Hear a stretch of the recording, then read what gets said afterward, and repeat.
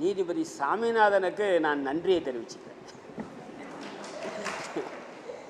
இப்படி ஒரு விவாதத்தை அவர் கலப்புறதுக்காக, இல்லாட்டிக்கு நம்ம விவாதிக்கவே மாட்டோம்.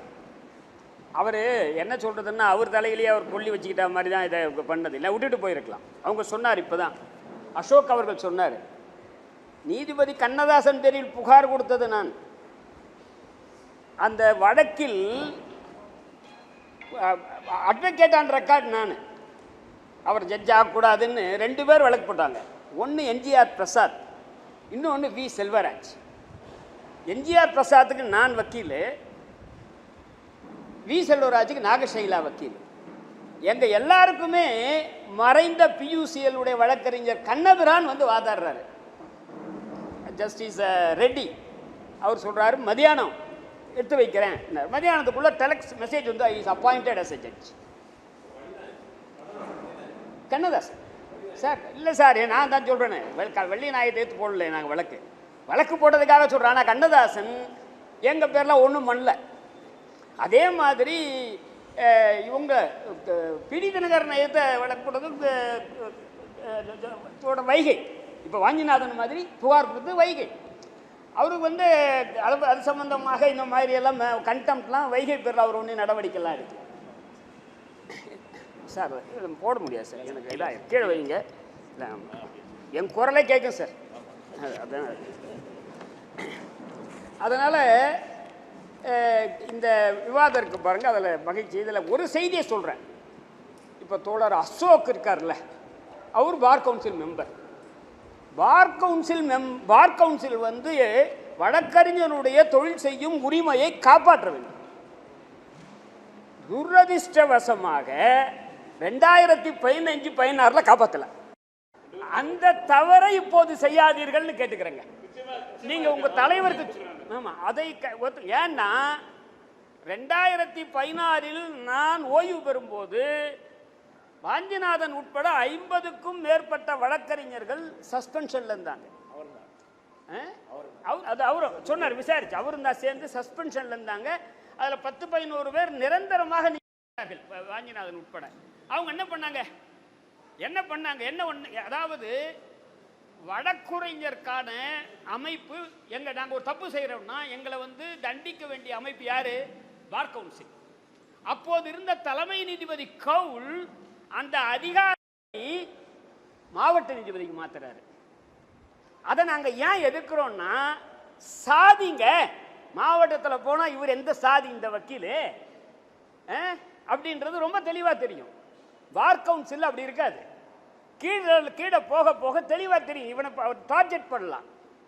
ரெண்டாவது, யாருடைய உரிமை, இதை எதிர்த்து குரல் கொடுக்கும் போது, இதுக்காக தங்களுடைய வழக்கறிஞர் உரிமைக்காக குரல் கொடுக்கும் போது பார் கவுன்சில் அப்ப தவறி விட்டது.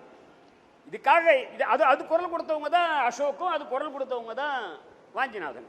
எனவே இங்க வழக்கறிஞர்களுடைய உரிமை இருக்கு பாருங்க. என்ன உரிமை இன்னைக்கு இருக்கிறது? என்ன இருக்கு? ஒரு நீதிபதியை பற்றி புகார் அளிக்க வேண்டும் என்றால் தலைமை நீதிபதிக்கு, உச்ச நீதிமன்ற தலைமை நீதிபதிக்கு புகார் அளிக்கலாம். அதை தாண்டி வேற எதுவும் சட்டம் சொல்லல. அதை தான் வாஞ்சிநாதன் செய்கிறார். அவர் புகார் அளித்ததை பத்திரிகைக்கு வந்து சொல்லி இருந்தாலோ அல்லது சோசியல் மீடியாவில் அவர் பதிவேற்றம் செய்திருந்தாலோ அவர் பேர்ல குற்றம் சொல்லலாம். அவர் ஜூன் மாதம் 14ஆம் தேதி அமைச்சிருக்காரு. நான் சொல்றேங்க, எனக்கு நெருங்கிய தோழர் எனக்கு அந்த காப்பி அனுப்பல. நான் உறுதியா சொல்றேன், ரொம்ப நெருங்கிய தோழர். இதற்கு இடையில 2-3 முறை சந்திச்சிருக்காரு. இந்த மாதிரி இங்க அமைச்சிருக்கங்க 14 பக்கம் பாருங்க, இதுல எதனா சேர்க்கணுமா குறைக்கணுமா எதுவும் அவருக்கு சொல்லல. அப்போ அவர் தலைமை நீதிபதிக்கு அனுப்பிட்டு அது சம்பந்தமாக அவர் ஒரு அதுல என்னன்னா இன்ஹவுஸ் என்கொயரி. இப்போ யஷ்வந்த் வர்மாவுக்கு பண்ணாங்க இல்லையா இன்ஹவுஸ் என்கொயரி, அந்த யஷ்வந்த் வர்மா மாதிரி ஒரு எத்தனையோ பேருக்கு இன்ஹவுஸ் என்கொயரி பண்ணியிருக்காங்க. அதான் ப்ரொசீஜர். அதை தாண்டி இல்லை. அந்த இன்ஹவுஸ் என்கொயரியில் அவரை வந்து சாட்சிகளை சொல்ல இல்லை எதுவுமே வேண்டாம், நான் ஒன்றும் பண்ண மாட்டேன்னு சொல்லலாம். ஏன்னா சேகர் குமார் யாதவ் கேஸில் ஒன்றும் பண்ணலை. சேகர் குமார் யாதவ் தெரியும் இல்லையா, யூபியில் உத்தரப்பிரதேசத்தில் அலகாபாத்தில் அலகாபாத் உயர் நீதிமன்றத்துக்குள்ளார விஸ்வ இந்து பரிஷத் கூட்டத்தில் பேசுறாரு. என்ன பேசுறாருன்றது உங்களுக்கு தெரியும். அது சம்பந்தமாக புகார் அளிச்சிருக்காங்க, எம்பிக்கள் கூட கொடுத்துருக்காங்க இம்பீச்மெண்ட்லாம். என்ன பேசுறாருன்னா, இஸ்லாமியர்கள் எல்லாம் கொலைகாரர்கள். ஏன்னா ஸ்லாட்டர் எல்லாரும் என்ன ஸ்லாட்டர் பண்ணிட்டு இருக்க மாதிரி, எல்லாரும் நான் வெஜிடேரியன் சாப்பிட்றான், இதில் என்ன. ஆனால் இந்துக்கள் வந்து அப்படி இல்லாதவங்க அப்படின்றத அதை வந்து எங்கே பேசுகிறாரு, ஒரு ஜட்ஜு பேசுகிறாரு. இந்த நேரத்தில் ஒன்று சொல்கிறேங்க, நான் எங்கள் சகோதரர் சுவாமிநாதன் ரிட்டையர் ஆன ஒரு பாடி இதெல்லாம் பேசுகிறேன், எனக்கு ஒரு முழு நான் அவரை ரொம்ப பாராட்டும். ஏன்னா நான் கூட ஜட்ஜாக இருந்தேன். என்னுடைய இந்த சிந்தனைகளை நான் நீதிபதியாக இருக்கும்போது எதுவும் இந்த மாதிரி கூட்டம் பண்ணுறதுனா சொல்கிறதெல்லாம் கிடையாது. யாரானா எனக்கு கேட்டுக்கலாம், யாரை கேட்டாலும் நான் உறுதியாக சொல்ல முடியும். இப்போ அவர் சொல்கிற கருத்துக்கள் இருக்கு பாருங்களேன், அதையெல்லாம் அவர் நீதிபதியான பதவி காலம் முடிச்சதுக்கு அப்புறம் வந்து சொன்னார்னா நம்ம ஆட்சேபம் பண்ணுங்க. இப்போ அவர் அமைச்ச கம்ப்ளைண்ட் இருக்கு பாருங்க, இவர் வாஞ்சிநாத், அந்த கம்ப்ளைண்ட்ல இருக்கக்கூடிய பல விஷயங்களை பற்றி நான் பேசியிருக்கேன். அதுக்கப்புறம் பார்த்தா நான் பேசியிருக்கேன். பெரியார் திடலில் ஆசிரியர் வீரமணி அவர்களுடன் 2 கூட்டம் பேசுறதாக எனக்கு நினைவு. இதில் இருக்கக்கூடிய பல செய்திகளை ஒட்டி கண்டித்து, ஏன்னா வீரமணி ஐயா அவர்களே என்ன சொன்னார், ஐயா நீதிபதியை எழுத்து பேசணும்னா யாருமே வரமான்றாங்க, நீங்கள் நானும் மட்டும் பேசுவோங்க. அப்புறம் நானும் அவரும் இதை பற்றி இவரை சொல்ற சில செய்திகளை பற்றி நம்ம பேசுகிறோம். இப்போ என்னன்னாங்க, இந்த வழக்கறிஞருக்கான இந்த உரிமை இருக்கு பாருங்க, வேற எதுவுமே கிடையாது. ஒரு மனு அனுப்பணும் சீஃப் ஜஸ்டிஸுக்கு, அவர் வந்து அதை நடவடிக்கை எடுக்காட்டிங்க நமக்கு ஒரு எந்த விதமான அதிகாரம் நம்ம ஒன்றும் பண்ண முடியாது. என்ன பண்ண முடியும்? இந்த நடவடிக்கை எடுன்ற நிர்பந்தப்படுத்துவதற்கான வாய்ப்பும் கூட கிடையாது. பண்ணுவாங்களான்னு தெரியாது. அப்போ அவர் பண்ணது 1.5 மாதத்துக்கு மேலே கிட்டத்தட்ட 14/6 ஒரு அதுவே இப்போ தெரிய வருதுன்னா, அவர் இப்போ சொன்னார் பாருங்க, இங்கே சோசியல் மீடியாவில் வெளியே வரும்போது தான் அதை பற்றி தெரியுது. அதுக்கப்புறம் தான் அதை எடுத்து படித்து பார்த்தேன் நான் என்னன்ட்டு. அதை என்னடான்னா அது ஒன்றும் புதுசாக ஒன்றும் சொல்ல, அவர் புதுசாக எனக்கு சொல்கிறதுக்கு அந்த வக்கீல்கள் பேர்லாம் தெரியாது. நான் ரிட்டையர் ஆகி 10 வருஷம் ஆச்சு. ஏன்னா நான் இருக்கும்போது இந்த ஸ்ரீசந்திர ரங்கராஜர் வக்கீல் இருந்தாருன்னு எனக்கு தெரியல எனக்கு. இப்போ அவர் சொல்கிறாரு, அவருக்கு வந்து இவர் நிறைய சலுகை பண்ணுறாரு ஒரு குறிப்பிட்ட வழக்கறிஞருக்கு அப்படின்றாரு. கோவிந்தராஜன் எனக்கு தெரியும், அதை பற்றிய புகார் உண்டு.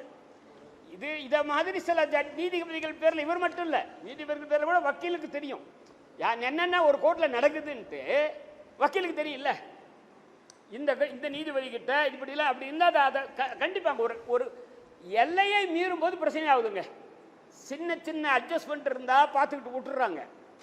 எல்லையை மீறும் போது இது பிரச்சனையாகுது. இப்போ நம்முடைய நோக்கம் என்னன்னா, இதில் சீஃப் ஜஸ்டிஸ் ஆஃப் இந்தியா என்ன நடவடிக்கை எடுத்தாலும் நமக்கு ஆட்சேபம் இல்லை. அவர் என்ன நடவடிக்கை, இது வந்து நான் பார்த்தேன், நான் விசாரித்தேன், உங்களுக்கு இல்லாமலே கூட நான் விசாரித்தேன், இது ஃப்ரிவிலஸ் பொய்யான அவதூறானது, நான் அதனால் உங்க பேர் நடவடிக்கை எடுக்க பாருன்னு சீஃப் ஜஸ்டிஸ் எடுக்கட்டும், நம்ம பேஸ் பண்ணலாம். அதை விட்டுட்டு அவருடைய வழக்குக்கு அவரே விசாரிக்கிறது இருக்குல்ல, அதை அனுமதிக்க முடியாதுங்க. இப்போ யார் குற்றவாளியோ, நான் சொல்றேன் அது உண்மையா இருக்கணும்னு அவசியம் இல்லை. நான் ஒரு பேர்ல குற்றச்சாட்டு சுமத்தினால் யார் குற்றச்சாட்டு சுமத்துறனோ அவரை நீதிபதியாக முடியாது. நான் 2 சம்பவத்தை சொல்றேங்க. ஒன்று, இந்தியாவில் இருக்கக்கூடிய அனைத்து சட்டம் படித்தவர்களும் அதை கண்டித்தார்கள். எனக்கு தெரிஞ்சு நியாயம் வேணுன்றவங்க அத்தனை பேர் கண்டித்தார்கள். ஒன்று, தலைமை நீதிபதி கோகாய், அவர் பேர்ல அங்க பணிபுரியற ஒரு அம்மா வந்து கம்ப்ளைண்ட் கொடுத்தது, பாலியல் தொந்தரவு செய்தார் என்று தொந்தரவு கொடுத்தது. அதை அவரை விசாரிச்சார். அதை எல்லா பத்திரிகைகளும் கண்டிச்சாங்க. நீ எப்படிப்பா நீ அதில் விசாரிக்க முடியும், அந்த அமர்வுல இருந்து நீ ரெக்யூஸ் பண்ணிக்கிறதும்பாங்க, நீ விலகி இருக்கணும். இது சாதாரணமான விஷயம். இந்த மாதிரி நிறைய இடங்கள்ல விலகல் உண்டு. அது ஒரு சம்பவம். 2 இப்ப நடக்கிறதுங்க. டெல்லி உயர் நீதிமன்றத்தில் யஷ்வந்த் வர்மா வீட்டில் கோணியாக கோணியில் 150 கோடியோ 200 கோடி பணம் எரிஞ்சு பிரச்சனையாகி இருந்து பாருங்க. அதில் ஒரு ஹின்ஹவுஸ் என்கொயரி நடத்துறாங்க. அந்த ஹின்ஹவுஸ் என்கொயரியில் அவர் வந்து அலகாபாத் ஹைகோர்ட் சேர்ந்தவர், அந்த விஷயத்தை கூட வரணும். அவரே அலகாபாத் ஹைகோர்ட் சேர்ந்தவர், டெல்லியில மாற்றலாகி நீதிபதியா பணிபுரிகிறாரு. அதனால அந்த இன்னவுஸ் என்கொயரியில அலகாபாத் ஜட்ஜும் இல்ல, டெல்லி ஜட்ஜும் இல்ல. அதுதான் பாருங்க எந்த அளவுக்கு இருக்கு. அப்ப ஏன் இவர் விசாரிக்க கூடாதுன்றதுக்காக இப்ப போட்ட அந்த இன்னவுஸ் என்கொயரியில, அந்த இன்னவுஸ் என்கொயரிய எதிர்த்து வழக்கு போடுறாரு. இந்த அதிகாரம் கிடையாது. அப்போது இருக்க சஞ்சீவ் கண்ணா இப்படி ஒரு இன்னவுஸ் என்கொயரியே போறதுக்கு அதிகாரம் கிடையாது. அரசமைப்பு சட்டப்படி இம்பீச்மெண்ட் மோஷன் தான் கொடுக்கலாம் அப்படின்னு வழக்கு போடுறாரு. அந்த வழக்கை விசாரிச்ச கவாய் என்ன சொல்றாரு, அந்த சஞ்சீவ் கண்ணா எடுத்த முடிவில் நானும் பங்கு கொண்டுள்ளேன், அதனால நான் அந்த பெஞ்சில் இல்லைன்ற விளைகிறார். தெரியுதுங்களா? எதுக்காகன்னா இப்போ சாமிநாதனுக்கு இது தெரியாதா? ஜிஆர் சாமிநாதன் நீதிபதிக்கு இது தெரியாதா? தெரியாதுன்னா தெரிஞ்சிட்டோம். இப்போ அவர் என்ன புகார் அவர் பேர்ல இருக்கு. இப்போ என்ன பாருங்க, ஒரே 2 லைன் தான் இந்த ஆர்டர். 24ஆம் தேதி இன்னைக்கு இவர் கூப்பிடுறாருங்க. 24ஆம் தேதி ஒரு வழக்கு வருது, 24 ஜூலை வருது. அந்த வழக்குல உங்களுக்கு தெரியும், ஹைகோர்ட்ல லிஸ்ட்ல போடும்போது 1, 2, 3, 4 அந்த வழக்குல யாரு கட்சிக்காரர் யாரு வக்கீல்னு வரும். இவர் வக்கீல் கிடையாது. இவர் அந்த வழக்குல இவர் வக்கீல் கிடையாது. ஒரு காலத்துல இருந்திருக்காரு வக்கீலா, வக்கீல மாறி வேற வக்கீல் வச்சுட்டாங்க. இவருக்கு ஒரு சம்மன் அனுப்புறாரு அவர். ஜஸ்டிஸ் சுவாமிநாதன், நீங்க கோர்ட்ல 1:15 மணியா 1:15 மணிக்கு 24ஆம் தேதி இன்னைக்கு நீங்க ஆஜராகணும். அப்படி எப்படி சம்மன் அனுப்புறாரு? வழக்குரைஞர் சங்கத்தின் மூலமாக சம்மன் அனுப்புறாரு. அந்த வழக்குரைஞர் சங்கம் இவருக்கு போன் பண்ணி, இப்பதான் எல்லாம் வாட்ஸ்அப்ல சம்மனை வாட்ஸ்அப்ல அனுப்பிட்டு, சார் நீங்க 1:15 மணி வர சொல்லியிருக்காரு, ஓகே நான் போயிடுறேன். ஒரு 1:15க்கு போறாரு. எதுக்காக வர சொன்னாருன்னு அதுல இல்ல. எதுக்காக வர சொன்னாரு? அத வழக்க பத்தி, எப்பா நீ 1 வருஷத்துக்கு முன்னாடி அதுல வக்கீலா இருந்திருக்க, அது எனக்கு சந்தேகம் இருக்கு அப்படின்னா தெரியும். அப்ப வந்த உடனே அவர் சொல்லியிருக்காரு, எனக்கு இந்த வழக்கு சம்பந்தம் இல்லைங்க, கட்சிக்காரர் பெண்ணில் வாங்கி போயிட்டாரு, அவர் சீனியர் வைக்கலன்னு சொல்லியிருக்காரு அப்படின்னு சொல்றாரு. அதுக்காக உன்னை கூப்பிடல, நீ என்னை பத்தி புகார் சொல்ற, நீ ஒரு சாதிய ரீதியாக நான் நடந்துக்கிறதாக நீ புகார் சொல்வதாக நான் சொல்றேன்றார். அவர் சொல்றாரு, புரியல இவருக்கு. ஏன்னா புகார் சொல்றேன்னா எங்க புகார் சொன்னேன் சொல்லணும் இல்லையா? நீ கூட்டம் நடக்குது இங்க சோக்கோல, இந்த கூட்டத்தில் புகார் சொன்னேன், இல்ல வழக்குரைஞருடைய ஒரு கூட்டத்தில் புகார் சொன்னேன், இல்ல ராஜு அவர்களுடைய அமைப்பு நடத்துற கூட்டத்தில் நான் புகார் சொன்னேன், இல்லைன்னா அந்த சோசியல் மீடியாவில் கொடுத்த ஒரு இன்டர்வியூல புகார் சொன்னேன். எதனா சொல்லணும்ல. அந்த இன்னைக்கு இந்த நாளில் இந்த மூலமாக நீ எதை சொன்ன, எது கூட புகார் என்ன சொன்ன எக்ஸாக்ட் வேர்டு சொல்லணும். ஜட்ஜ் இல்ல தெரியும்ல, நான் குற்றச்சாட்டுன்னா அதுதான். ஏன்னா இப்போ அவரு எழுதுறாரு பாருங்க, 14 பக்கம் நீதிபதிக்கு எக்ஸாக்டா புகார் சொல்லியிருக்காரு. அது சரியா தப்பான்றது வேற, அதுக்குள்ள நான் போகல. அதே மாதிரி சுவாமிநாதன் அவர்கள் சொல்லணும். அது கூட அவர் இவர்கிட்ட சொல்லக்கூடாது. எங்க சொல்லணும்?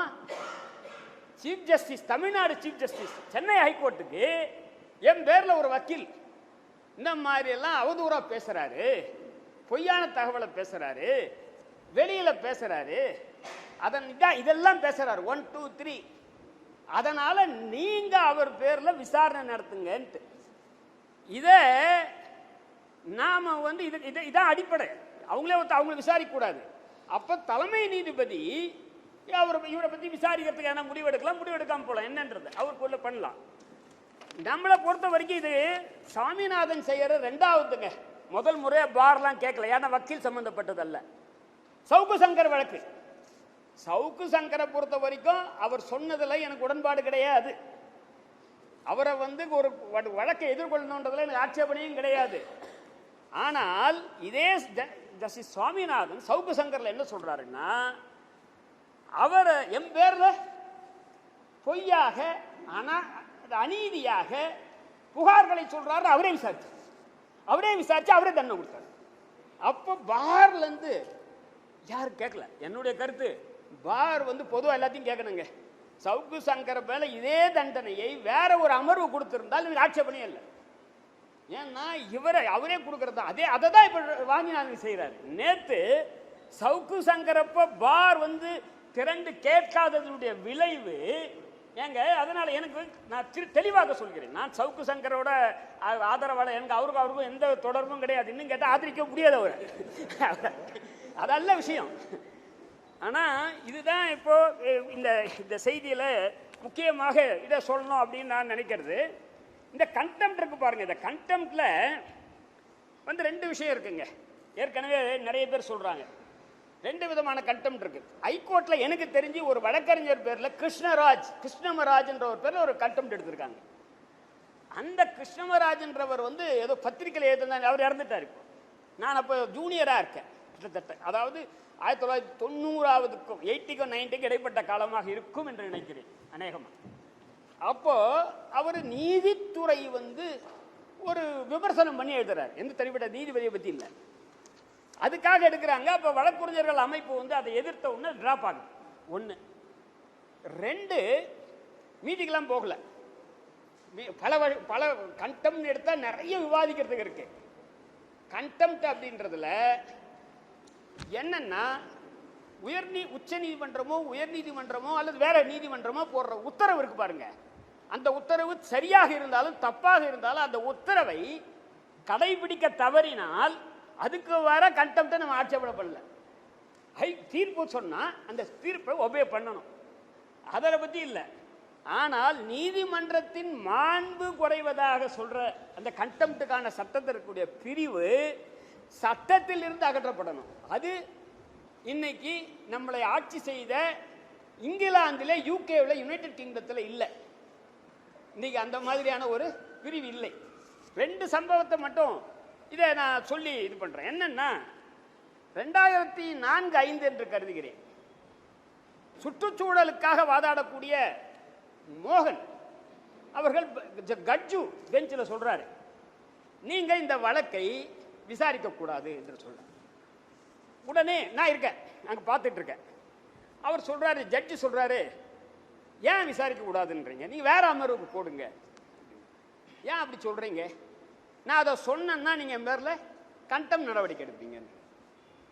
ஜட்ஜி சொல்றாரு, நான் உங்களுக்கு உறுதி தரேன், நான் அந்த மாதிரிலாம் கண்டெம்ட் எடுக்க மாட்டேன், எனக்கு அப்படி நம்பிக்கை இல்லை. எப்போ நான் எடுப்பேன்னா, நீங்க வந்து என் மைக்கை பிடுங்குற, என் பேரில் இருக்க பேப்பரை பிடுங்குற, இந்த நீதிமன்றத்தை செயல்பட விடாமல் தடுத்தால் நான் நடவடிக்கை எடுப்பேன். நீ என் பேரில் என்ன கருத்து சொன்னாலும் எனக்கு கவலை இல்லை அப்படின்னாரு. அப்போ சொன்னார், நீங்க சுற்றுச்சூழலுக்கு எதிரானவர், நீங்கள் சஸ்டைனபிள் டெவலப்மெண்ட் அப்படின்ற பேரில் சுற்றுச்சூழலை பாதுகாக்க மாட்டீர்கள் அப்படின்னாரு. அந்த காரணத்தை நான் ஒத்துக்க மாட்டேன், நீங்கள் ஆர்கியூ பண்ணுங்க, வழக்கு நடத்துகிறேன்னு. இதெல்லாம் கண்டெம்ட்லாம் கிடையாது. இதான் அதனால இந்த கண்டெம்ட் சம்பந்தமாக வரும்போது ரெண்டு விஷயத்தை அதான் நான் நேற்று வந்து என்டிஆர் பிரசாத் சொல்லியிருக்கேன். அதெல்லாம் வந்து பொதுவாக சொல்றது யாரு? அதில் சிவசங்கர் என்ற காங்கிரஸ் உடைய ஒரு மத்திய சட்ட அமைச்சராக இருந்தவர் மிக கடுமையான வார்த்தைகளால் இந்த நீதிமன்றத்தை சொல்றாரு. இந்த நீதிமன்றம் ஜமீன்தார்களுக்கானது, கள்ளக்கடத்தல்காரர்களுக்கானது, கருப்பு பணக்காரர்களுக்கானது. எதை? உச்ச நீதிமன்றத்தை இல்லை, இதான் சொல்றாரு. ஜட்ஜ்மெண்ட்டை கொண்டு வந்திருக்கேன் நான், நீங்க ஒன்னா ஆனது அப்படின்னு நீட்டா அடுக்கிறாரு. உடனே கண்டெம்ட் போடுறாங்க. உச்ச நீதிமன்றம் சொல்லிச்சு, நீதிமன்றத்தை பற்றி அது அவருடைய கருத்து. யாரே? சீஃப் ஜஸ்டிஸ் அப்போ சத்யசாச்ச முகர்ஜி அவர் சொல்றாரு, அது அவர் கருத்து, அதெல்லாம் கண்டெம்ட் கிடையாது அப்படின்னு சொல்லி அந்த கண்டெம்ட்டை விட்டுறாங்க. அதெல்லாம் தனிப்பட்ட முறையில். இப்போ அதை சொல்ல, இப்போ ஒரு குறிப்பிட்ட நீதிபதி யஷ்வந்த் வர்மா பேர்ல குற்றச்சாட்டு சொல்ற மாதிரி, சேகர் குமார் யாதவ் பேர்ல குற்றச்சாட்டு சொல்ற மாதிரி, சுவாமிநாதன் பேர்ல வாங்கினாலும் குற்றச்சாட்டு சொல்றாருங்க. சொல்லலாமா? சொல்றதுக்கு உரிமை இருக்கா இல்லையா? இங்க இருக்கக்கூடிய வாஞ்சிநாதன் மட்டுமல்ல, யார் வேண்டுமானாலும் புகார் அளிக்கலாம். அந்த புகாரை வந்து நாளைக்கு அதனுடைய ரெஸ்பான்சிபிலிட்டி, யார் வேணாலும் புகார் கொடுக்கலாம். சார், ஒரு கட்சிக்காரர் கொடுக்கலாம், ஒரு வக்கீல் கொடுக்கலாம். புகார் கொடுப்பதை தவிர வேறு சட்டபூர்வமான வழியே கிடையாது. அதுதான் வழியே. தலைமை நீதிபதிக்கு புகார் அளிக்கணும். அதான் சொல்றாங்க இன்ஹவுஸ் ப்ரொசீஜர். அவர் அதை பார்த்துட்டு செய்யணும். செய்யறாங்களா இல்லையான்றது வேற. அதை தான் அவர் செஞ்சிருக்காரு. அவர் செஞ்சு எப்போது? மீண்டும் சொல்றேன், 14 ஜூன்ல. அதை வெளியே விட்டுறது யாரு? அவர் என்ன பண்றாரு, தலைமை நீதிபதி 33 மற்ற நீதிபதிகளுக்கு அனுப்புறாரு. அது ஏதோ அப்படியே வெளில அவங்களுக்கு வருது, அதை அவங்க வெளியிடுறாங்க. வெளியிட்டுட்டு இப்போ அதை அவங்களுக்கு வந்து இப்போ நோட்டீஸ் கொடுக்குறாங்க. நம்ம கேட்கறதெல்லாம் ஒன்று, நீ இதை விசாரிப்பதற்கான உரிமை உனக்கு கிடையாது அப்படின்றத தெளிவாக சொல்லணும். நீதிபதி சுவாமிநாதன் அவர்களுக்கு இதை நீ விசாரிக்காத, உனக்கு இப்படி குறை இருக்குன்னு வச்சுக்கீங்க. வாஞ்சிநாதனுடைய இந்த புகார் பற்றி குறை இருந்தால் ஒன்று தலைமை நீதிபதிக்கு சொல்லுங்க, இல்லை இங்க இருக்கக்கூடிய தலைமை நீதிபதிக்கு சொல்லுங்க. எப்போ இங்கன்னா என்னுடைய இந்த சோசியல் மீடியாவில் போட்டார். இவர் சொல்றாரு நான் போடலைங்க, யார் போட்டாருன்னு அவர் சொல்றாரு. ஒரு வழக்கறிஞர் பேரையே சொல்லி இவர் தான் போட்ட ராஜராஜன், அதுக்குள்ள நான் போகல, இவர் ஒரு வழக்கறிஞர் பேரை சொல்லி அவர் தான் போட்டார்.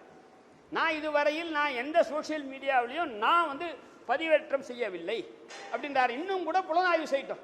அவர் ஒய்ஃப் போனா போட்டிருக்காரு, அவங்க ஒய்ஃபோட செல்போன் எடுத்து பார்க்கட்டும், இல்லை வேற யாருக்கால் மூலமான போட்டிருக்காங்களா, அதை எடுத்து பார்க்கட்டும். இன்னைக்கு கண்டுபிடிச்சிடலாங்க. இன்னைக்கெல்லாம் தொழில்நுட்பத்தில் எங்கே இருந்து அது புறப்பட்டது என்பதை எளிமையாக கண்டுபிடித்து விடலாம். இன்னைக்கு ட்விட்டர்லாம் அக்கௌண்ட்டை முடக்கி பெங்களூர் ஹைகோர்ட்டில் வழக்கு நடந்துகிட்டு இருக்கு. எனவே இதுதான் இன்னைக்கு இருக்கக்கூடிய முக்கியமான நம்ம நாளைக்கு சொல்லக்கூடிய செய்தி என்னன்னா, நீங்கள் இந்த வழக்கை விசாரிக்க கூடாது அப்படின்றத வாஞ்சநாதன் அல்ல, என்னுடைய கருத்து என்டையர் மதுரை பார் என்டையர் வழக்கு தமிழ்நாடு வழக்கறிஞர்கள் சொல்லணும்னு கருத்துங்க. இதை நிறைய வழக்கறிஞர்கள் கருத்து இருக்கு. என்னன்னா நீ போலீஸ் எடுத்து சொல்லுங்க, 100% வழக்கறிஞர் நம்மளோட கூட நிற்பான். நீதிபதி எடுத்து சொல்லுங்க, உடன்பாடு தான், நான் நேராக வரமாட்டேன். எனக்கு உடன்பாடு தான், ஆனால் நான் நேராக வரமாட்டேன். ஏன்னா எனக்கு ஆர்டர் கிடைக்காது, எனக்கு உத்தரவு கிடைக்காது. சாதாரணமாக ஒரு வழக்கு எந்த தொழில் இருக்கவங்களுக்கு இப்போ தப்பு இல்லை, நான் தப்புன்னு கூட நான் வழக்கறிஞர் சொல்லல. ஏன்னா எல்லாருமே வாஞ்சிநாதனாக, எல்லாருமே அசோக்காக, மறைந்த நெடுஞ்செழியனாக அப்படியெல்லாம் எல்லாராலும் இருக்க முடியாது. இதுக்கு ஒரு பரவாயில்ல, எது வந்தாலும் நான் தயாராக இருக்கிறேன். 3 ஆண்டு இவங்கெல்லாம் வந்து தொழிலே பண்ணாமல் இருந்தால் என்ன ஆயிருக்கும் குடும்பம்? அதுக்கு தயாராக இருந்தால்தான் இதை வந்து இவங்க பண்ண முடியும். அதனால் இதில் வந்து இன்னொரு விஷயம், இதில் முக்கியமான 2-3 செய்தியை மட்டும் சொல்லிட்டு மொத்தம் 14 குற்றச்சாட்டுகளை அவர் சுமத்துறார். சரியா, 14 குற்றச்சாட்டு. 15 பேரா 14 குற்றச்சாட்டு. அதில் பல குற்றச்சாட்டுகளை நான் சொன்ன மாதிரி பேசியிருக்கோம், எழுதியிருக்கோம், பத்திரிகையில் எழுதியிருக்கோம், பலர் பேசியிருக்காங்க. நீதிபதி சந்துரு பேசியிருக்காரு, இதில் கூட சில விஷயங்களை நான் ஆசிரியர் வீரமணி பேசியிருக்காரு, நிறைய பேர் பேசியிருக்காங்க. இதில் இருக்கிறதுல ஒரு முக்கியமானதுங்க, எச்சில் இலையில் உருண்டால் சூத்திரர்களுக்கும் பஞ்சமர்களுக்கும் சொர்க்கம் கிடைக்கும். அதில் எங்கே கோயிலில் அப்படின்ட்டு ஒரு வழக்க போடுறாங்க. எங்கே கரூர்லேருந்து, அதோட ராஜேந்திரன் இருக்கக்கூடிய அந்த ஊர்லேருந்து தான் மதுரை ஹைகோர்ட்டில் வழக்கு போடுறாங்க. இதுக்கு பேர் தான் என்ன பேருன்னா ஆங்கிலத்தில் ஃபாரம் ஷாப்பிங்ன்றது. ஃபாரம் ஷாப்பிங் என்ன, தான் நினைக்கிற மாதிரி இந்த வழக்கை கொண்டு வந்து உத்தரவு வாங்கிறதுன்ட்டு. இது வந்து ஒரு அறநிலையத்துறை சம்பந்தப்பட்ட விஷயம். எங்க பண்றது வந்து ஒரு மடத்தில் கோயில் சம்பந்தமான இடத்துல தான் இந்த சாப்பிட்டுட்டு எச்சல்ல உருடுறதுக்காக அவன் கேட்கறது. 2 காவல்துறையுடைய இது வேண்டும், பாதுகாப்பு வேண்டும். அப்போ இதை ரெண்டுத்தையும் இந்த 2 பேரையும் கட்சிக்காரரா போடாம ஜெனரல் மிசலேனியஸ் என்ற பொதுவான வழக்காக போட்டு ஜிஆர் சாமிநாதன் முன்னாடி இந்த வழக்கு கொண்டு வரான்.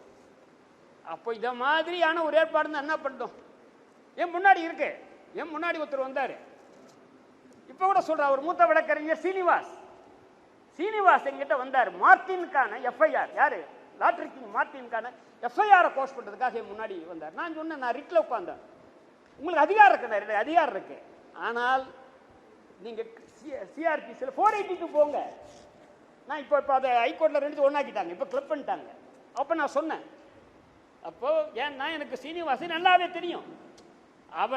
அவருடைய மாமனார் வழக்கறிஞர் சிதம்பரத்தில் தாக்குண்ட போது அவருக்கு அந்த காம்பன்சேஷன் ஒரு 10 லட்சம் ரூபாய் PK மிஸ்ரா கிட்ட வாங்கி கொடுத்ததில் எங்கள் ஆளுகளுக்கு நானும் சந்துரு ஒரு வாங்கி கொடுத்தோம்.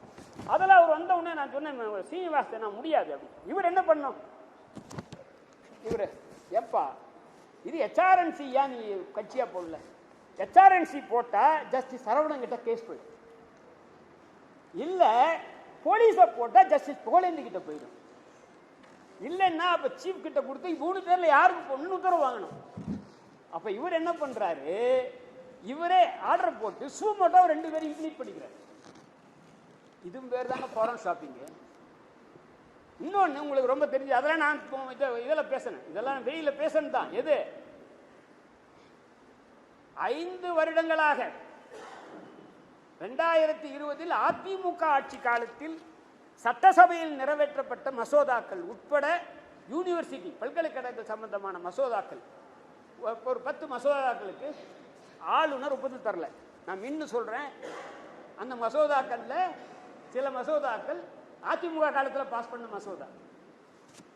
அது உச்சநீதிமன்றத்தில் 2023 வழக்கு தாக்கல் செய்யப்பட்டு ஒரு வரலாற்று பெஸ்ட் ஜட்ஜ்மெண்ட். எப்போனா அக்கேஷனலா வருது. ருகுல் மோத்தகி சொன்னார், இதெல்லாம் இந்த மாதிரி ஜட்ஜ்மெண்ட்லாம் அபூர்வமானதுன்னு அவரே சொல்றாரு.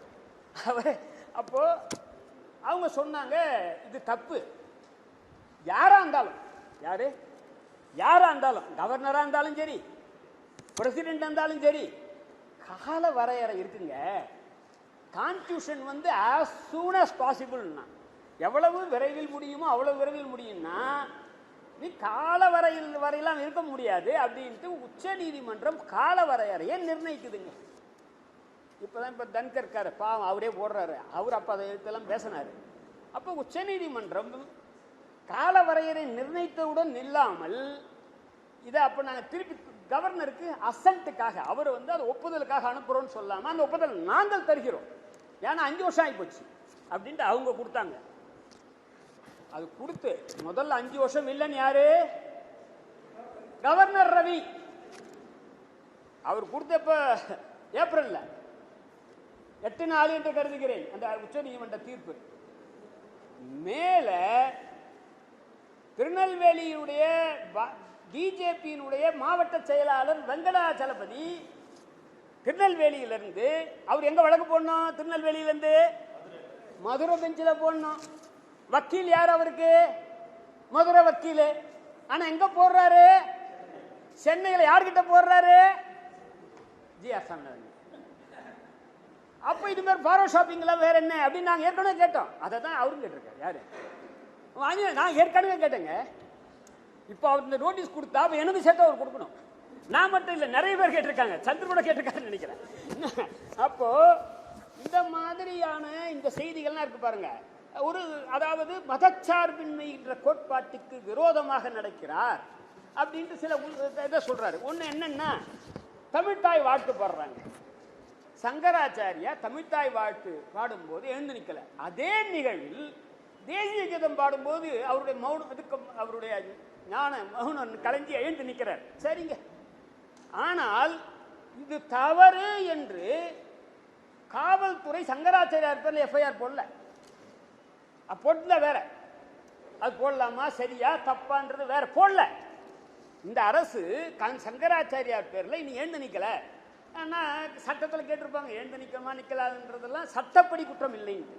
உங்களுக்கு 57 தெரியும், அதுக்குள்ள போகல. கான்ஸ்டியூஷன் எரிக்கிறதே குற்றம் இல்லை. 57க்கு முன்னாடி கான்ஸ்டிடியூஷனை கொளுத்துறதே கிடையாது. அப்போ இதை வந்து இதுல என்ன ஆகுது, நாம் தமிழர் கட்சியை சேர்ந்தவர்கள் ராமேஸ்வரத்தில் சங்கரமட அலுவலகம், அவங்க சங்கரமடத்துக்கு ஆபீஸ் இருக்கு, அங்க போய் அதே ராமேஸ்வரத்தை சேர்ந்தவங்க 2 பேர் ராமேஸ்வரத்துக்காரங்க உள்ள போய் ரகலை பண்றாங்க நீ எழுந்துக்கலன்ட்டு. அப்போ அங்க ராமேஸ்வரத்தோட சங்கரம் மடம் இவங்க பேர்ல புகார் தருது. ஏன் என் வீட்டுக்குள்ள இப்போ சோகோட்ரஸ்க்குள்ள ஒரு உள்ள நுழையிறான்னு வச்சுக்கோங்க, இங்க சோகோட்ரஸ் நிர்வாகம் கொடுக்குற மாதிரி அவங்க ட்ரஸ் பாஸ் என்ன சட்டவிரோதமாக நுழைஞ்சு ரகலை பண்றேன்ட்டு. அந்த வழக்கு விசாரணைக்கு நிக்கல இருக்கும்போது அந்த நாம் தமிழர் கட்சிக்காரங்க அந்த எஃப்ஐஆரை கோஷ் பண்ணிட்டு வழக்கு போடுறாங்க. அப்போ அதுல புலன் விசாரணை நடந்துகிட்டு இருக்கு. இந்த கட்டத்தில் 2 சாராரும் ராசியா போயிடுறாங்க. இதாங்க அடிப்படை, ராசியா போறாங்க. இது வந்து காம்பவுண்டபிள் அஃபென்ஸ்பாங்க. இதெல்லாம் காம்பவுண்ட் பண்ணலாம், சில அஃபென்ஸ் காம்பவுண்ட் பண்ண முடியாது. பாலியல் ரேப் பண்ணிட்டு காம்பவுண்ட் பண்ண முடியாது, மர்டர் பண்ணிட்டு காம்பவுண்ட் பண்ண முடியாது. இதெல்லாம் காம்பவுண்ட் பண்ற அஃபென்ஸ் ராசி ஆகுது. இந்த மாதிரி வழக்கில் என்ன ஆகுன்னா இங்க இருக்கக்கூடிய கிரிமினல் லாயர் யாருன்னா தான் தெரியும். ஜட்ஜி அரை செகண்ட் தான் எடுத்துப்பார், கிட்டோட பார்க்க மாட்டார். எஸ் சேம் யூஷுவல் ஆர்டர் போட்டுருப்பார். என்னது compromise recorded FIR quash, 2 line தானங்க. காம்ப்ரமைஸ் ரெக்கார்டட் அவனே சொல்றாரு, யாரு சங்கரோடமே சொல்லி எஃப்ஐஆர் குவாஷ் பண்ணுன்ட்டு. அதெல்லாம் அவர் எழுதுறாரு. இது தேவையா? சங்கராச்சாரியாருக்கு எந்த சட்டமும் பொருந்தாது. அவர் எழுந்து நிக்கணும்னு அவசியம் கிடையாது. ஏன்னா அவர் சாமியார். ஏன்னா நான் சொல்றேன், அவர் பிஷப்பா இருந்தாலும் சரி, அவர் மௌலியா இருந்தாலும் சரி, தமிழ்நாட்டில் இருந்த தமிழ் தாய்வாதி எழுந்து நிக்கணும்பா. நீ எதானாரு, நீ பெரியார் எழுந்து நிக்கிறாரு. யாரு பெரியார்? உங்களுக்கு கடவுள் வாழ்த்து பாடும் போது எழுந்து நிற்பாரு. கடவுள் பேர் நம்பிக்கை இல்லாத வேற. நான் கூட கடவுள் வாழ்த்து பண்ணா எழுந்து நிற்பேன். நான் ஒரு நிகழ்ச்சிக்கு போறேன், கடவுள் வாழ்த்து பண்ணா எழுந்து நிற்பேன். சரிங்க, அது கூட தேவையில்லை. இந்த வழக்கிலே அதை சொல்ல வேண்டிய அவசியம் என்ன? இந்த வழக்கில் இப்போ சங்கராச்சாரியார்கள் எஃப்ஐஆர் போட்ட வழக்கம் தான் இதை சொல்லலாம், இது சட்டப்படி இல்லை அப்படின்ட்டு. இந்த வழக்கில் பெருசா எழுதுறாரு, ராமாயணம் எழுதுறாரு, சாமியார் கிடையாது, இது கிடையாது, அவர் மௌன இது என்னது மௌன நிஷ்டையில இருந்தாரு, அது சாமியார்கள்லாம் இருப்பாங்க அப்படின்லாம் எழுதுறாரு. அப்போ இது வரும் இல்லை? அதே மாதிரி தோழர் ஹென்றி பேசினார் பாருங்க, லாவண்யா கேஸ். மைக்கேல் பட்டியை பத்தி ஆராய்ச்சி பண்றாருங்க. மைக்கேல் பட்டி என்பது முன்னாடி அது ஒரு இந்து பேரா இருந்திருக்குமா, ஊர் பேர். அந்த ஜட்ஜ்மெண்ட் படிச்சு பாருங்க, நான் மறந்துட்டேன் கரெக்டா தோழர். அதில் எனக்கு மெமரி, அவரு இவங்க அதை சொல்ல வேற கருத்து சொல்றாங்க. அதில் ரிலீஜியஸ் கன்வர்ஷன். அதை இந்த லாவண்யா வந்து ஒரு சூசைட், ஒரு ஸ்டூடெண்ட் சூசைட் பண்ணிக்கிறாங்க. அது ஒரு வருத்தமான செய்தி. இதில் காவல்துறை இன்வெஸ்டிகேட் பண்றதை இவர் சிபிஐ கொடுக்குறாரு. அவர் அதில் என்ன சொல்றாருன்னா, ரிலீஜியஸ் கன்வர்ஷனுக்காக இது நடந்திருக்கு, இவங்களை கிறிஸ்தவங்களா மாத்துறதுக்காக நடந்திருக்குன்ட்டு. சிபிஐ சொல்ற அதெல்லாம் ஒன்றும் இல்லைன்னு சொல்லிட்டேன். அது வேற. நான் என்ன சொல்றேன்னா, இது முழுக்க முழுக்க ஒரு மத பார்வையில் தான் அதை பார்க்கறது இருக்குல்ல. அப்போ எப்படி இந்த சங்கராச்சாரியாரை பார்த்தாரோ அதுக்கு இதுக்கும் தொடர்பு இருக்கு. அதே மாதிரி இதெல்லாம் நான் பேசியிருக்கோம், இதெல்லாம் கூட பேசியிருக்கோம். இதே மாதிரி அவர் சொல்ற புகாரில் இருக்கிறத சொல்றோம். இதே மாதிரி கன்னியாகுமரியில் ஒரு ஒரு பிரீஸ்ட், ஒரு பாதிரியார், அவர் பேசுறது தப்புங்க. நான் அதை பேசுறது இப்போ எப்படி சங்கராச்சாரியா எழுதி நிற்காது தப்பு மாதிரி அவர் பேசுறது ஹேட் ஸ்பீச் என்னுடைய கருத்தில். அதுக்காக ஒரு எஃப்ஐஆரை கோஷ் பண்ண சொல்றாரு. இவரே அந்த எஃப்ஐஆரை கோஷ் பண்ணல அப்படின்றார். அதில் ரைட்டு 100% ரைட் அவுட். ஏன்னா அடுத்து நான் சொல்றேன், அடுத்த கதைக்கு என்னன்னு சொல்றதுக்கு முன்னாடி அடுத்து அவருடைய இதே கதையை. ஆனால் அதில் ஒரு என்ன மாதிரியான வார்த்தைகளை பயன்படுத்துறாருன்றது தான் இதில் முக்கியமானதுங்க. என்னன்னா கிரிப்டோ கிறிஸ்டியன், கிரிப்டோ கரன்சி தெரியல ஏங்க, என்னது கிரிப்டோ கிறிஸ்டியன் அப்படின்றாரு. அதுக்கப்புறம் அதில் அவர் சொல்ற சில வார்த்தைகளை நிச்சயம் படிக்கணுங்க. அதில் சொல்றதை வந்து இவங்க எழுதுறாங்க. இதில் பாருங்கிட்டீங்கன்னா அதில் எத்தனையாவது இது 6 ஆமாம். அதில் கிரிப்டோ கிறிஸ்டியன் அது இல்லாமல் அவர் அதில் அந்த தீர்ப்பில் சொல்கிற வார்த்தைகள்லாம் இரலவென்ட், இன்ஃப்ளமேட்ரி அண்ட் டிஸ்ரெஸ்பெக்ட்ஃபுல்ன்றாங்க. அதாவது கிறிஸ்தவ மதத்துக்கு எதிர்த்தா மாதிரி, அதாவது அவர் அதை எழுதுறாரு அப்படின்றது. அதுக்கு மேலே போக வேண்டாம். ஏன் இந்த நேரத்தில் இதை சொல்கிறேன்னா, அவன் பேர் மாரிதாசா? இதே யாட்சிக்கு மாரிதாஸு கிடையாது. மாரிதாஸோட தீர்ப்பு ஆரம்பத்திலே சொல்றாரு, தமிழ்நாட்டின் புகழ்பெற்ற யூடியூபர் ஏங்க. இல்லை சீரியஸா சொல்றேன், அந்த தீர்ப்பு படிங்க. தமிழ்நாட்டின் மிக புகழ்பெற்ற யூடியூபர். நாம வேற யாருன்னா இங்க அதை சொன்னா கூட நம்ம அதை ஒத்துக்கலாம். யூடியூபர் அவர் பேர்ல 9 ஒரே ஒரு செகண்ட் 9/12/2021 ஒரு எஃப்ஐஆர் கொடுக்குறாங்க. அதாவது என்னுடைய மெமரி என்னன்னா, நான் இப்போ அதை பற்றி நான் பேசியிருக்கேன். அதில் என்னன்னாங்க, நமக்கு ஒன்றும் திமுக நானும் வாங்கினா 2 பேருமே இந்த எந்த கட்சியும் கிடையாது. நாங்கள் வந்து அவர் தெளிவுபடுத்தியிருக்காரு. அவர் யார் அவருக்கு எந்த சித்தாந்தம்னு வாங்கினா சொல்லியிருக்காரு. யார்? எனக்கு சித்தாந்தத்துக்கு வழிகாட்டக்கூடியவர் கார்ல் மார்க்ஸ், என் சித்தாந்தத்துக்கு வழிகாட்டக்கூடியவர் பெரியார், என் சித்தாந்தத்துக்கு வழிகாட்டக்கூடியவர் அம்பேத்கர். மாதிரி இவர் சொல்றாரு எனக்கு வேறன்ட்டு அதை நமக்கு ஆட்சேபணம் இல்லைங்க. ஜஸ்டிஸ் சாமிநாதனுக்கு வேற ஒருத்தர் கிடையாது, எனக்கு நமக்கு ஆட்சேபனே கிடையாது. ஏன்னா எல்லாம் இதே மாதிரி இருக்கணும் அவசியம் இல்லை. அவர் ஒரு வலதுசாரி அரசியல் வைத்துக் கொள்வதில் நமக்கு ஆட்சேபனை இல்லை. ஆனால் அதை நீதிபதியாக நீதி பரிபாலனம் பண்ணும் போது அதை கொண்டு வரக்கூடாது. நாளைக்கு வாஞ்சிநாதன் நீதிபதி ஆக மாட்டாங்க, ஆகிறாருன்னா அவருடைய இந்த கருத்தை நாங்களாம் அப்படிதான் இருந்தோம். நாங்கள் எல்லாம் சொல்லுவோம் கம்யூனிஸ்ட் ஜட்ஜும்பா. ஆனால் எங்கள் தீர்ப்பில் முதலாளிகளுக்கு கூட நீதி கிடைக்கும். நிச்சயமாக எந்த முதலாளியும் சொல்ல முடியாது அப்பா இந்த ஆள்கிட்ட போனால் என் கேஸை காலி பண்ணுவாருன்ட்டு. 9/12 அன்னைக்கு அந்த மாரிதாஸ் பேர் என்ன தெரியுங்களா, இங்கே குன்னூரில் இந்த ஆர்மியோடைய ஜெனரல் வந்து ஹெலிகாப்டர் விபத்தில் இறந்துட்டாருங்க. நல்ல காலம் ஸ்டாலின் அன்னைக்கே போயிட்டார். இங்க இருக்கக்கூடிய கவர்னர் போகல, பிரதம மந்திரி போகல, பிஜேபியோட கட்சி தலைவர்கள் போகல. இவர் ஏதோ குற்றாஞ்சத்தா போயிட்டார். போயிட்டதுக்கு அப்புறம் என்ன சொல்றாரு, இந்த கொலைக்கே காரணம் திமுக. அதான் மாரிதாஸோட இன்டர்வியூட சாராம்சம். அதுக்கு அப்ப எஃப்ஐஆர் போடுறாங்க. 9 10ஆம் தேதி இன்னைக்கு அவர் குவாஷ் போடுறாரு. ஏன்னா குவாஷ்ல இவர் உட்கார்ந்துருக்காரு அப்படின்ற போடுறாரு, எனக்கு தெரியாதுங்க. அது 10ஆம் தேதி போடுறாரு. நீங்க யாருன்னா கேட்டு பாருங்க, இங்க இருக்கக்கூடிய லாயரு குவாஷ் போட்டா எத்தனை நாள் ஆகும், மாச கணக்கா வருஷ கணக்காகும். 10ஆம் தேதி 14ஆம் தேதி குவாஷ். ஏங்க வழக்கு முடிஞ்சு போச்சு. எது இன்வெஸ்டிகேஷனே ஆரம்பிக்கல, துப்பு துளக்கிறதுக்கான நடவடிக்கையே இல்லை. அதுக்கு முன்னாடியே அது குவாஷ். மாநில அரசு உச்ச நீதிமன்றம் போச்சு. உச்ச நீதிமன்றத்தில் எப்பாடி இவ்வளவு அவசரப்பட்ட உச்ச நீதிமன்றம் சொல்லிச்சு ஏஸ்டி அப்படின்றத சொல்லி. ஏஸ்டி மட்டும் இல்லாமல் இது ஃப்ளாட், இது வந்து ப்ரீமெச்சூர் ஃப்ளாட் அப்படின்றதெல்லாம் சொல்லி மீண்டும் இங்கே அனுப்புனாங்க. நான் சொல்றேன்னா, நீ வந்து ஒவ்வொன்றுத்துக்கும் ஒரு அளவுகோல் வைக்கக்கூடாதுன்ற வேற ஒன்றுமே சொல்லு. இதுதான் வந்து இன்னைக்கு இங்கே சொல்றது. அதோட இன்னொன்று தெரியுங்களா, ஒருத்தன் பாஸ்போர்ட் வந்துட்டு வர, பாஸ்போர்ட் கொடுக்க மாட்டேன்னு சொல்லு. அதில் பிஜேபி பிரசிடென்ட் அண்ணாமலைய புகழோன்னு புகழ்றாரு. I compliment Shri K Annamalai, the state Bharatiya Janata party president for having taken up the cause. இவர் என்ன சொல்றாரு, அந்த வழக்கு அவரு சம்மந்தம் இல்லைன்றார். எனக்கு அது தெரியாதுங்க. அது அவரு நாளைக்கு சீஃப் ஜஸ்டிஸ் கேட்டால் இப்போ சொல்லுவார். போட்டது வேற எவனோ ஒருத்தன் பாஸ்போர்ட்டுக்காக போட்டான், அண்ணாமலைக்காக இல்லை. He has played the role of a watchdog in a democracy. யாருங்க அண்ணாமலை? யாரு? watchdog in a democracy. But for him the matter would not have come to light. இவர் எழுதுறாரு பின்னாடி, இந்த வழக்குக்கு அவருக்கு சம்பந்தமே இல்லைன்னு எழுதியிருக்காரு. அப்போ இதுதான் வந்து நம்ம வந்து அவரை சொல்றது. அப்புறம் இன்னொன்று, இதெல்லாம் வீடியோவில் இருக்கு. அது ஒரு புத்தக வெளியீடு 2/4/2024 எச் ராஜா, அவர் பக்கத்தில் யார் இருக்காங்கன்ட்டு. நான் ஆதவன் தீட்சண்யா கூட நான் கூட்டத்தில் கலந்துப்பேன், நீதிபதியாக இருந்தால் கூட.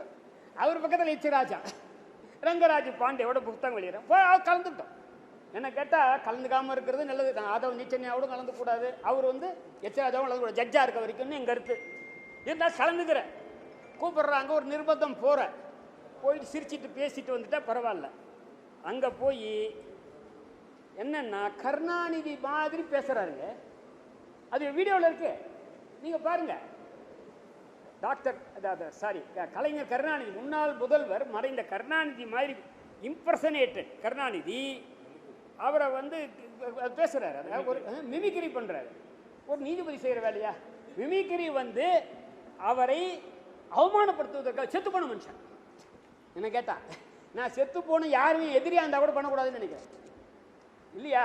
அதானுங்க ஒரு பண்பு, மனித பண்பு, நாகரிகம். நான் சொல்றேன்னாங்க, இதை எல்லாரும் யாருமே இஸ்லாமியர் கூட கேட்கறது இல்லை. என்ன கேட்டா, இஸ்லாமியர்கள் 14%. இஸ்லாமியர்கள் இந்தியா முழுவதும் 14%. இந்தியாவில் இருக்கக்கூடிய பாராளுமன்ற உறுப்பினர் எண்ணிக்கை 543. 543ன்னா 14 எவ்வளவு வரணும்? 80 வரணும். 1952 இருந்து இன்றைய வரை தேர்தலில் எப்போதாச்சும் 80 இல்லை, 80ல் பாதி வந்துக்கா. ஏங்க இதை எந்த இஸ்லாமிய நண்பர்களுக்கு தெரியும்? இப்போ 24 பேர். இப்போ ஏன்னா பிஜேபியில் யாருமே கிடையாது, எப்பவுமே காங்கிரஸ்ல கூட கிடையாதுங்க. அதிகபட்சம் 50 48. அப்போ இங்க தமிழ்நாட்டிலே எடுத்துங்க, அந்த இங்க இங்க 14% கிடையாது, 6 7 அந்த ரெப்ரசன்டேஷன் இருக்கான்றது கேள்விக்குறி. அப்போ அவர் என்ன சொல்றாரு, டெமோக்ராட்டிக் லிங்க்டு டு தான் முக்கியம். பாரதிய தர்மா, சனாதன வனாதன, அப்ப அவர் பேசலாம். பாரதிய சம்பிரதாயம் இம்ப்ளைஸ், இவர் எழுதுறாரு, இவர் கருத்தா சொல்றாரு, it's a majoritarian religious based version அப்படின்னு அவர் எழுதுறாரு. அதனால இதை வந்து இப்போ இந்த மாதிரியாக நான் சொல்லிக்கிட்டே போகலாம் நம்மலாம். அப்போ இதை பற்றியெல்லாம் அதனால தான் சொன்னேன் முதல் எடுத்த உடனே என்ன சொன்னா, இதை பற்றி பேசுவதற்கு வாய்ப்பை ஏற்படுத்தி கொடுத்த சகோதரர் சாமிநாதனுக்கு நன்றின்ட்டு. இல்லாட்டி நான் அன்னைக்கு பேசுறத மறந்துட்டேன். அன்னைக்கு பேசுறேன், அன்னைக்கு வந்து அன்னைக்கு பார்க்குறோம் பேசுகிறோம் விட்டாச்சு. இன்னைக்கு அவர் நினைக்கிற மாதிரி இன்னைக்கு வாஞ்சிநாதனுக்கு பின்னாடி நான் உறுதியாக நம்புகிறேன் தமிழ்நாட்டின் அனைத்து வழக்கறிஞர் சமூகமும் இருக்குன்ட்டு. அப்படி கேட்டு விட்டுட்டாங்கன்னா இது வாஞ்சிநாதனுக்கு வரக்கூடிய ஆபத்து அல்ல, இது வழக்கறிஞர்களுக்கு வரக்கூடிய ஆபத்து. ஏங்க வாஞ்சிநாதனுக்கு ஒன்றும் இல்லை, அவர் பார்த்து பாருங்க. நான் சொல்கிறேன் அது ஒன்று என்ன ஆகிடும். வாஞ்சிநாதன் வந்து அவர் பார்த்துப்பார், அவங்க ஒய்ஃப் வந்து ஐடியில் ஒர்க் பண்ணுறாங்க, இல்லை வேற அவருக்கு சோர்ஸ் இருக்கு, நான் அவருக்கே தெரியும், அவருக்கு பொழைச்சிப்பார். அது இல்லை, நான் அவர் பொழைப்பதற்கு உதவி செய்வதற்கு கூட ஆட்கள் இருக்காங்க, அதல்ல பிரச்சனை. ஆனால் அவருடைய தொழில் செய்யும் உரிமைக்கு ஒரு ஆபத்து வருமானால் அதை காப்பாற்ற வேண்டிய பொறுப்பு தமிழ்நாட்டில் இருக்கக்கூடிய வழக்கறிஞர்களுக்கும், வழக்கறிஞரை தாண்டி ஜனநாயக இடதுசாரி சக்திகளுக்கும். இடதுசாரி சக்திகள் சொல்ற ஆதவஞ்சன்யா சொல்றேன், நீங்க அப்புறம் விசாரிங்க. எல்லா இடதுசாரி சக்தியிலும் ஒன்னா திட்டுவதற்கு நீங்க எல்லாம் உதவி செய்யுங்க. ஏன்னா அவ்வளவு இருக்கு இந்த பிரச்சனைங்க. ஆமா, அதனால எல்லாரும் சேர்ந்து கை தட்டினாதான், குரல் கொடுத்தாதான். அநீதி என்றால் அனைவரும் சேர்ந்து குரல் கொடுப்பது, யாராக இருந்தாலும் இதுக்காக குரல் கொடுக்க வேண்டும். அப்படி என்பதுதான் இந்த கூட்டத்தினுடைய முக்கியமான இந்த நோக்கம். இந்த நோக்கம் வந்து நிறைவேறி இருக்கிறது. இதில் மற்றபடி வேற எனக்கு இதை நாம் அடுத்து திங்கட்கிழமை அன்று நாங்கள் வந்து இவங்க எதிர்கொள்வாங்க. அவர்கிட்ட சொல்கிற பாருது பொலைட்டா, அவர் ப்ரொவோக் பண்ணுறார் கோலை, அவரை பார்த்து அவருக்கு எல்லாருக்கும் தெரியும் எப்படின்ட்டு. நான் கூட கோலைன்னு சொல்லலாம், அவர் போய் கோலன்னு சொல்லவே முடியாது. அதெல்லாம் என்னென்னமோ சொல்கிறார், அதெல்லாம் விட்டுருங்க. மண்டே இன்னைக்கு திங்கக்கிழமைக்கும் ப்ரொவோக் பண்ணுவார். அவர் இப்போ கேட்குற கேள்வி பார்த்தா, இப்போ கூட கேள்வி என்னன்னா, whether you Vanchinathan stand by your imputation of caste bias and. அப்போ என்னைக்கு நான் காஸ்ட் பயாஸோட பேசுனேன், எந்த இடத்துல பேசுனேன், அது ஆக்சுவலாக உபயோகப்படுத்தின வார்த்தை என்ன பண்ண வார்த்தையோட சொல்கிறோம்ல, கிரிப்டோ கிறிஸ்டியன்னு சொன்னப்பா நீ, அது தப்பு. இந்த மாதிரி சொல்கிறோம்ல, சங்கராச்சாரியார் வந்து உட்கார்ந்தா தப்பு இல்லைன்னு சொன்னப்பா அப்படின்னு சொல்கிறோம்ல, அந்த மாதிரி வாஞ்சிநாதனை நீ இந்த வார்த்தையை சொன்ன, இது சொன்னது தப்புன்னு சொல்லட்டும், அவர் பதில் சொல்லுவார். 1 2 அப்படி ஒரு சொல்றதா இருந்தால் அவரே கேட்கக்கூடாது. அவர் வந்து இந்த புகாரை சீஃப் ஜஸ்டிஸ் ஆஃப் இந்தியாவுக்கோ சீஃப் ஜஸ்டிஸ் ஆஃப் சென்னைக்கோ தான் அனுப்பணும், தமிழ்நாட்டுக்கோ அங்கே இருக்கும் மெட்ராஸ் ஹைகோர்ட்டுக்கோ. இவர் இதை விசாரிக்கக்கூடாது அப்படின்றத 1. 3 முக்கியமாக நாங்கள் ஓய்வு பெற்ற நீதிபதிகள், நான் ஒரு கிட்டத்தட்ட ஒரு 10 பேர் இவருக்கு ஆதரவாக ஒரு பிரஸ் ரிலீஸ் கொடுக்குறோம். இதை வேற ஒண்ணுமே இல்லை, நாங்க அவர் பண்ணது ரைட்டா இல்ல, இதை சீஃப் ஜஸ்டிஸ் விசாரிப்பாரு, நீ விசாரிக்கணும். நாங்க வாஞ்சிநாதன் செய்தது தப்பா ரைட்டா என்பதை சீஃப் ஜஸ்டிஸ் விசாரிப்பாரு, நீ விசாரிக்காது என்பதுதான் எங்களுடைய பிரஸ் ரிலீஸ் கோரிக்கை. அதில் அநேகம் 10 பேர், ஒரு 7-8 பேர் ஏற்பட்டிருக்காங்க, இன்னும் 2 பேர் போடுவார்கள் என்று எதிர்பார்க்கிறோம். குறைந்தபட்சம் 10 பேர் நாங்கள் கொடுப்போம் என்று எதிர்பார்க்கிறேன். ஏன்னா நாங்கள் வந்து நிச்சயமாக வழக்கறிஞர் சமூகம். நீங்கள் என்னங்க, வழக்கறிஞர்கள் இந்தியாவிலேயே தமிழ்நாட்டு வழக்கறிஞர்கள் தான் வெற்றிகரமாக போராடி அவர்கள் வந்து நான் என்னுடைய இதை பதிவு செஞ்சுருக்கேன். என்னுடைய இறுதி நாள் நான் ரிட்டையர் ஆகிறேன்னு இதை பதிவு செஞ்சுருக்கேன். கண்ணையகுமாரை நீதிமன்றத்திலேயே தாக்கிய சங்கிகள் வழக்கறிஞரை சஸ்பெண்ட் பண்ணல, தமிழ்நாட்டு வக்கீல் அதையா செஞ்சா? அவன் உரிமைக்கு குரல் கொடுத்தான், சஸ்பெண்ட் பண்ணீங்க. அங்கே அவன் சஸ்பெண்ட் பண்ணது மட்டும் இல்லை, அப்போது அப்போ பார் கவுன்சில் தலைவர் மன்னன்குமார் மிஸ்ரா என்ன சொன்னாருன்னா, விசாரணை வைத்து குற்றம் நிரூபிக்கப்பட்டால் தண்டனை கொடுப்போம், அது வரைக்கும் சஸ்பெண்ட் பண்ண மாட்டேன்னாரு. அப்போ தமிழ்நாட்டு வக்கீலுக்கு வேறவா? இந்த கேள்வியை நான் எழுப்பினேன், நீதிபதியாக இருந்து எழுப்பினேன். நான் தயவு செய்து நான் நீதிபதியாக இருந்து இந்த கேள்வி எழுப்பினேன். தமிழ்நாட்டு வழக்கறிஞர்களுக்கு மட்டும் இப்படி அநீதி நடக்கலாமா? என்கொயரி நடத்து, அவன் தப்பு பண்ணி தான் தண்டனை கொடு. ஆனால் அதுக்கு முன்னாடியே மாத கணக்கில் வருடக்கணக்கில் சஸ்பென்ஷனில் வைக்காத, ரிமூவ் பண்ணாதுன்னு சொன்னோம். அப்போ ஒரு பெரிய ஒரு அவசரகால நிலைமை சென்னை ஹைகோர்ட்டில் இருந்தது. இப்போ அந்த அவசரகால நிலைமை போயிடுது. அதனால் இப்போ நாம் இப்போ நிச்சயமாக இந்த மாதிரி அதான் அசோக் அவர்களை கேட்டுக்கொண்டேன், நீங்கள் பார் கவுன்சிலில் பார் அசோசியேஷன் தமிழ்நாட்டில் இருக்கக்கூடிய குறிப்பாக பார் ஃபெடரேஷன், இந்த பார் ஃபெடரேஷனில் வாஞ்சிநாதன் தொடர்ந்து இயங்கிக்கிட்டு வரவர், இவங்களும் எல்லாரும் சேர்ந்து இது ஒரு வழக்கறிஞர்களுக்கான பிரச்சனை, வாஞ்சிநாதனுக்கான பிரச்சனை அல்ல, அதை நாம் எதிர்கொள்வோம். நன்றி, வணக்கம்.